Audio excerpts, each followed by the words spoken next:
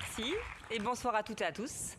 Donc voilà, j'ai l'honneur de démarrer, donc j'espère que tout va bien se passer et que je vais lancer ensuite, je vais passer la main à mes collègues. Donc moi je m'appelle Fabienne, j'ai 37 ans, je suis maman de 2 enfants, je suis mariée et je suis aussi grande sœur d'un adulte qui s'appelle Valentin, qui est porteur de trisomie 21.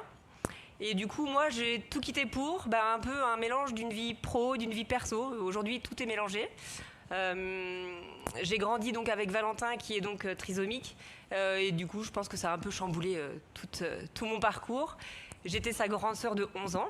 Donc j'ai été sa grande sœur, mais je pense que j'ai aussi très vite été un peu sa petite maman. À mon avis, j'ai voulu pas mal accompagner ou pas mal gérer, même si mes parents sont là et font tout ça très très bien. Mais je savais qu'un jour, je ferais quelque chose avec ou pour lui. J'ai fait mes études et puis ensuite j'ai intégré une entreprise qui s'appelle CTV, où je suis restée 11 ans. Donc j'ai pu être responsable RH avec voilà, une belle évolution. Quand on reste 11 ans dans une PME, c'est qu'on s'y amuse, c'est qu'on s'y plaît, et puis c'est qu'on évolue bien aussi. Et j'ai eu un travail vraiment très épanouissant. Et c'était peut-être ça aussi où je me disais, Valentin, qu'est-ce qu'il va faire quand il va grandir? Qu'est-ce qu'il pourra s'offrir à lui? Et le fait que moi, je m'épanouisse dans mon travail, je me rendais bien compte que le travail, c'était important. C'était aussi un morceau de notre vie. Et lui, grandissant, je voyais que les portes n'allaient pas s'ouvrir de la même façon. Valentin, c'est quelqu'un qui est très avenant, très souriant, très jovial. Alors, qui a des lacunes, il n'a pas une très bonne élocution, donc c'est difficile pour lui de s'exprimer très clairement. Par contre, voilà, il est joyeux, il a envie, il est capable, il peut comprendre. Et des fois, je trouvais ça injuste qu'à titre perso, on pouvait vivre plein de choses et puis que professionnellement, on voyait bien qu'il n'allait pas avoir la même place ou la même chance que moi. Alors, on n'est pas que tous les deux, on est une fratrie de 5 et tous nos parcours ont été un peu orientés. Et avec ma sœur, qui est enseignante spécialisée, on s'est dit qu'est-ce qu'on va faire. Et puis Valentin grandissant, il a pu faire des stages, notamment en ESAT, en établissement d'aide par le travail.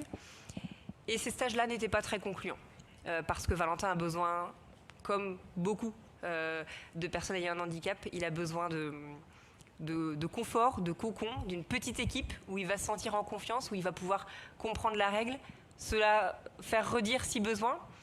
Et c'est pas ce qu'il retrouvait sur les stages. Donc ma sœur était enseignante, elle avait l'habitude, elle, d'accompagner des personnes à l'école ayant un handicap. Donc on s'est dit qu'un jour on allait faire quelque chose si lui ne trouvait pas. Et puis, voilà, il y a eu un déclic, comme on l'a dit en introduction. Enfin, un déclic, non, il y a eu plusieurs déclics. Valentin grandissait et arrivait sur ses 20 ans. Et à 20 ans, on doit quitter l'Institut, l'IME, l'Institut médico-éducatif où il était aux Herbiers. Ces stages n'étaient pas concluants. Un déclic où je dis souvent les étoiles étaient alignées. Parce qu'un déclic, ça englobait plein de choses. 3e point, mon patron, à l'époque, m'annonce qu'il vend l'entreprise. Donc là aussi, quand on est responsable RH, ça fait 11 ans qu'on est dans la boîte, on s'y plaît, on a vu plein de choses. Et puis tout d'un coup, on se dit, mince, rester avec des repreneurs, ça veut dire se réinvestir, ça veut dire repartir pour une longue période. Et puis la 4e chose, c'était que je venais d'avoir mon 2e enfant. Et que le projet n'était pas d'en avoir un 3e. Et que je me disais, voilà, mes enfants sont petits, mais ils sont là, on en prend soin. C'est peut-être le temps aussi de me consacrer finalement à ce que j'avais au fond de moi, créer quelque chose plus professionnel, plus à moi, où Valentin pouvait avoir une place. Et donc le dernier déclic, ça a été, un jour mon père me dit, à Nantes, il y a bientôt un restaurant qui va ouvrir, c'est un restaurant classique, ordinaire, qui va embaucher des personnes ayant une trisomie, ayant un handicap mental. Donc on a regardé ça de près. Et puis un mois après l'ouverture, on y est allé.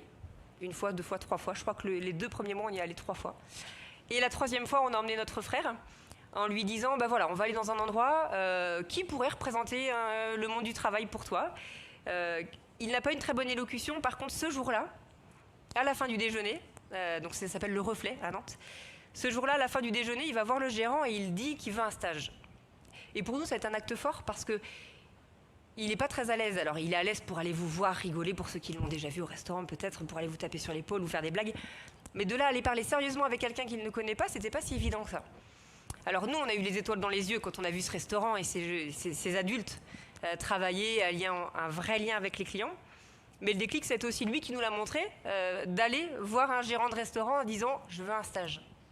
Et puis on a eu la chance que le restaurant venant juste d'ouvrir, il n'avait pas été encore abondé de demandes de stage. Donc ils l'ont pris, je crois, 2 mois après. Et ils l'ont pris 2 années de suite. Moi, ça m'a laissé le temps aussi de me redire Bon, est-ce que c'est bien ça que je veux aussi?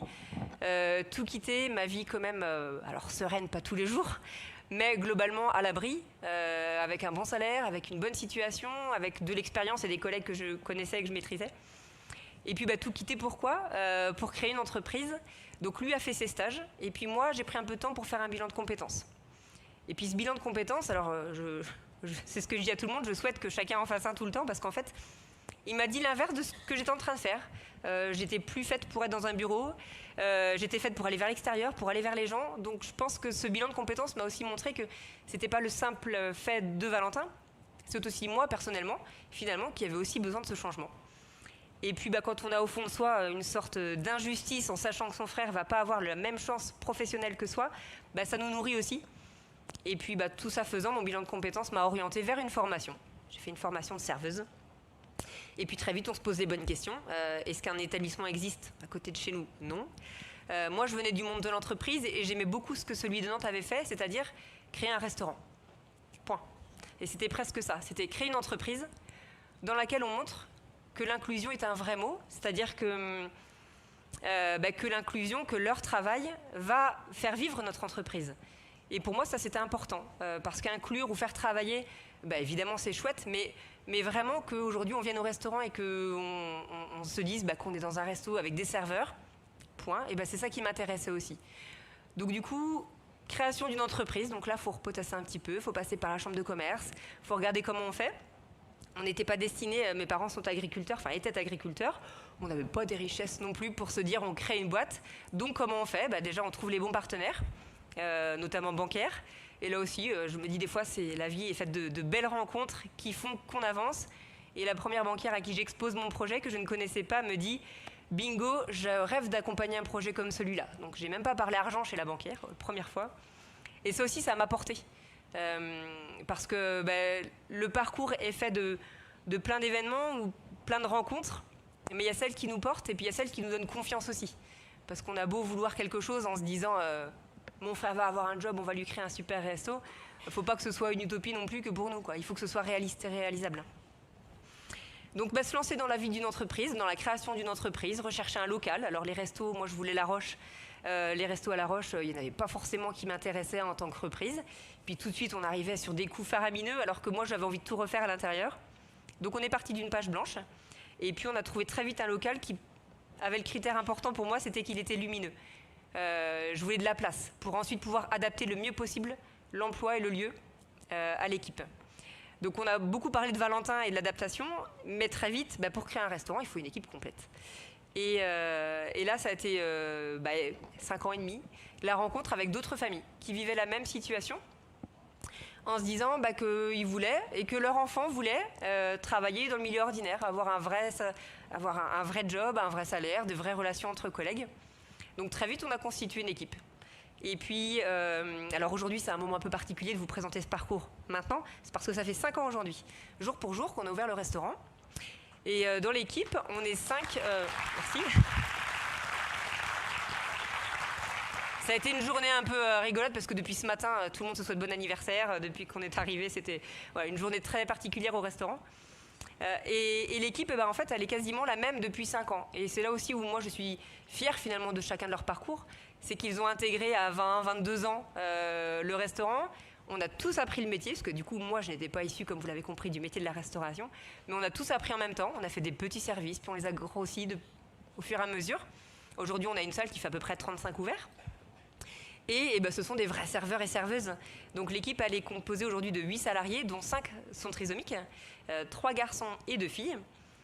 Et je vois bien que dans la clientèle aujourd'hui qui vient, qui est assez fidèle, assez régulière, je pense qu'ils viennent au resto. Et c'était vraiment ça l'idée aussi, c'était de se dire que on allait gommer petit à petit. Alors moi, je le gomme assez vite finalement avec eux. J'ai pas l'impression qu'ils aient un handicap et que du coup, on a des vraies relations de collègues. Et je pense qu'avec les clients, on a réussi ça aussi. Et c'est là, quand je les vois travailler dans la salle, que je me dis que c'est pari réussi parce que ils bossent tout seuls. Alors évidemment, moi, je suis là un peu pour les guider, pour aligner les missions ou l'ordre des choses dans la salle, mais comme n'importe quel resto, finalement, avec une chef de salle. Et aujourd'hui, on est satisfait de se dire qu'on a eu une envie ou un besoin et qu'on a réussi à le réaliser. Voilà. Donc j'ai tout quitté pour, finalement, un peu changer tout, et de travail, et d'environnement personnel, parce que du coup, avoir son propre travail, c'est aussi très différent. Alors même si ma vie de famille, elle, je pense, n'en a pas forcément souffert. Des fois, on se dit, lancer une entreprise quand on a des enfants au bas âge. Moi, je pense que du coup, ils ont toujours avancé, ils ont grandi aussi, en se disant que le projet de Tonton Valentin, ou le projet des personnes ayant un handicap et le projet d'inclusion, il était normal. Ils ont oublié, à mon avis, ma vie d'avant. Voilà. Et puis, on se le disait en préparant un petit peu cette intervention, cette présentation, l'idée du j'ai tout quitté pour, il n'est pas si facile que ça. Elle n'est pas si facile que ça, mais je pense que quand on l'a au fond de soi, elle devient évidente. Et comme je le disais, quand les lumières ou les étoiles s'alignent, on se dit qu'il y a un moment pour tout. Et que moi, le moment est arrivé aussi de me lancer cette propre expérience. Voilà.